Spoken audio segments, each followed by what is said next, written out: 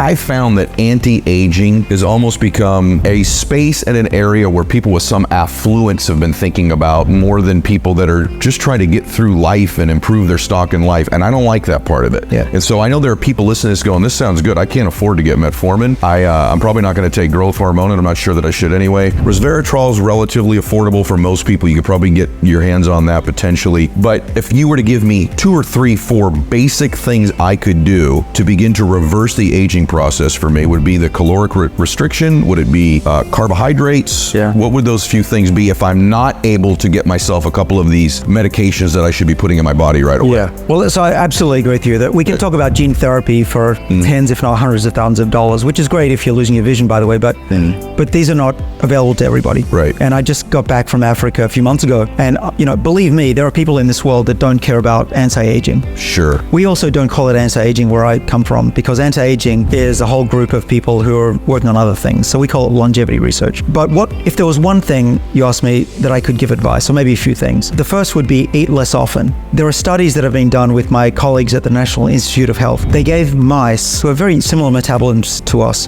very different diets. They wanted to know, is it better to eat more meat or to eat more carbohydrate or more fat? Okay. Big debate. And the result blew me away. He found that it wasn't better to eat more meat. He found it wasn't better to eat more fat, and it wasn't better to eat more carbohydrate. It wasn't what you ate. All those mice lived a normal lifespan. How much you ate. But the ones that ate it in a small time of day, 2 hours a day, lived 20% longer. Wow. So here's the take-home message. Wow. If that's right, it's not so much what you eat, it's when you eat that's important. Okay. And so I've gone on a diet where I restrict when I eat. I try not to eat breakfast, try not to eat lunch. That has made me feel a lot better. I'm sharper, and I think that I'm going to live longer because of that. Okay. So that's step one. Okay. And in fact, that saves money. Sure does, right. And don't overindulge in anything. Don't just eat all meat, in my view. Don't eat all fat. You want to mix it up, trick your body. Oh, I'm running out of this, I'm running out of that. And even with resveratrol, don't have to take it every day. Take it every other day. Tricks your body. Another thing that's cheap, get off your ass. I typed a book, and I think I aged a lot writing this book, actually, but it was worth it. But if you don't get your body into a state of breathlessness or get your muscles to be tired and sore, your body will say, hey, everything's good. I don't need to fight diseases.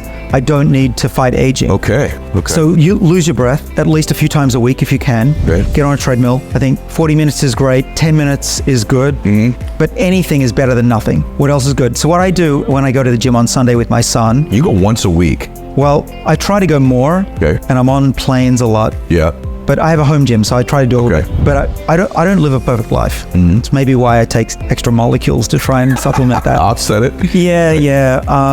I finish work about midnight, so it's Yeah, you're in that mega achiever, multiple companies, your lab, all the work you do, children. You're at that point where, sometimes your fitness and your nutrition may take a back seat, right? Which is probably not healthy. One thing you didn't mention that I'm surprised, and I've not heard you talk about this, we're not being happier. And I know it's not part of the research necessarily, or maybe it is, but do happy people live longer? They do. They always do. Okay, so how come that's not part of what's talked about, or is it just so anecdotal or silly that it's not discussed? But I would think happier people have less stress in their body, probably less inflammation in their body, just by not having that kind of stress. It's true, but one of the reasons we don't talk about it is that we don't understand why it works. Okay. But as a scientist, you have to be able to prove why it works. Okay. Yeah, that's why people didn't regard aging as a disease, which I do. We didn't understand why aging happened, so we said, it's natural, let's not deal with that. But now, like cancer, we understand, we think how it works. You can focus on that. Now it's okay to say it's a problem. Happiness, wishy-washy.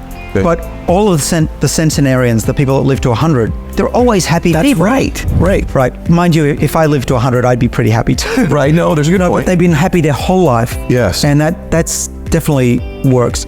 But I haven't been happy my whole life. I'm a lot happier now that I'm 50 because I've learned what a bad day is, and most days are not bad days, even if you think they're bad. But yeah, early in my life, I was quite depressed, actually.